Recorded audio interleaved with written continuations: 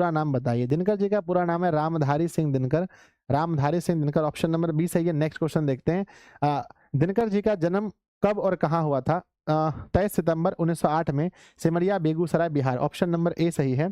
अगला क्वेश्चन है मेरे बच्चे कि दिनकर जी का निधन कब और कहाँ हुआ? भाई साहब कब और कहाँ, कहाँ का तो मुझे पता नहीं, किताब देखना पड़ेगा कहाँ हुआ था मेरे बच्चे, कहाँ हुआ था? अच्छा, वेल्लोर में हुआ था। ठीक है, वेल्लोर, 24 अप्रैल 1974। ठीक है, वेल्लोर में हुआ था। नेक्स्ट क्वेश्चन आपके सामने है। दिनकर जी की पहली कविता पुस्तक का नाम बताइए।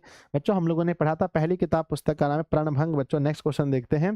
दिनकर जी को किस रचना पर ज्ञानपीठ पुरस्कार मिला है? मैंने बताया था, ज्ञान अगर पीठ पर हो जाए तो इंसान उड़ने लगता है। उर्वशी, ऑप्शन बी सही है।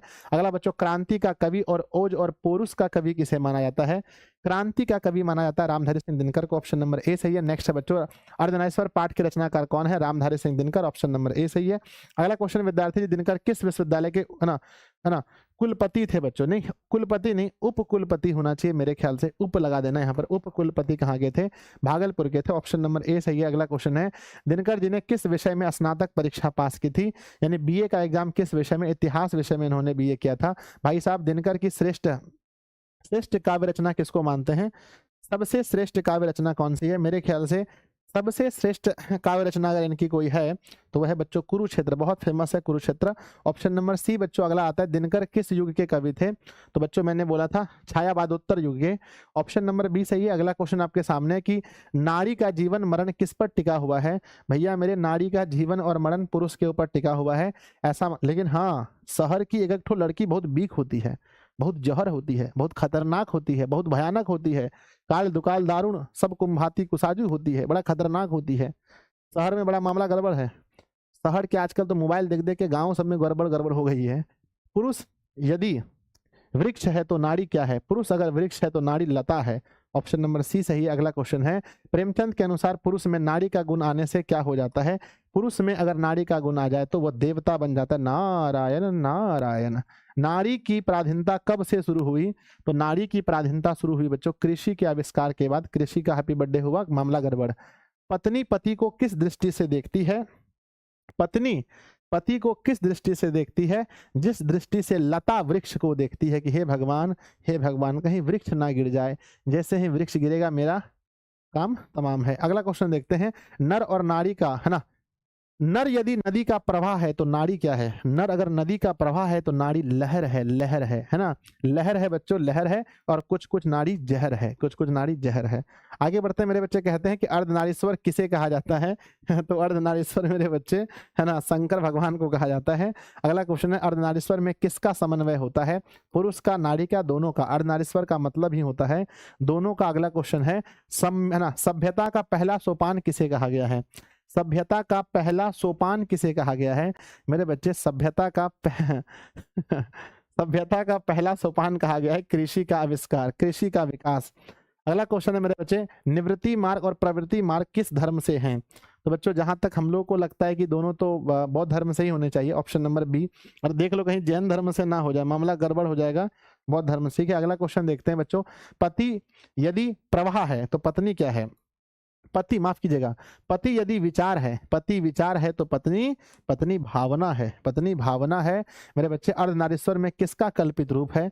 अर्धनारीश्वर में किसका कल्पित रूप है मेरे विद्यार्थी जी? अर्धनारीश्वर में किसका कल्पित रूप है ना, है ना मेरे बच्चे? अर्धनारीश्वर में शंकर और पार्वती का। ऑप्शन ए सही है।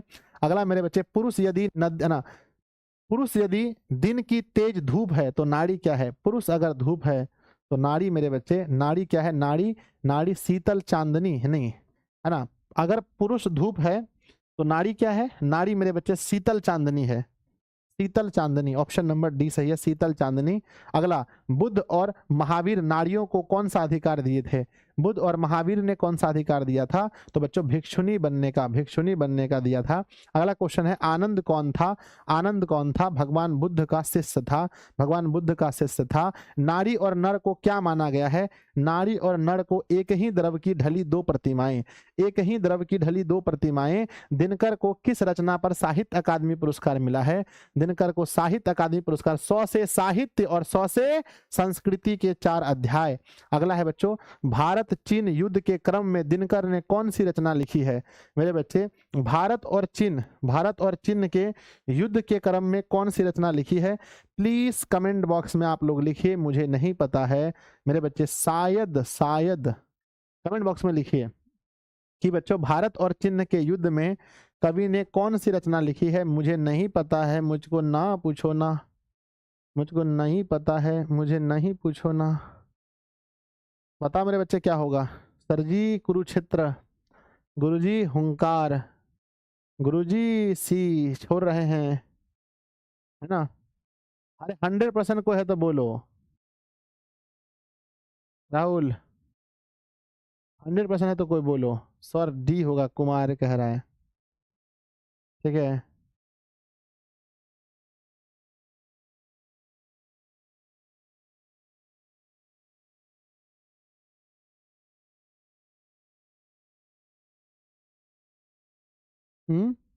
हुंकार, ठीक है, नहीं बताएंगे तो हम छोड़ देते हैं। अगला क्वेश्चन, किनके बीच किनके बीच संधि वार्ता होने से महाभारत रुक सकता था? कहते हैं बच्चों महिलाएं थोड़ी सॉफ्ट होती हैं, अगर ये बात किसके बीच होता?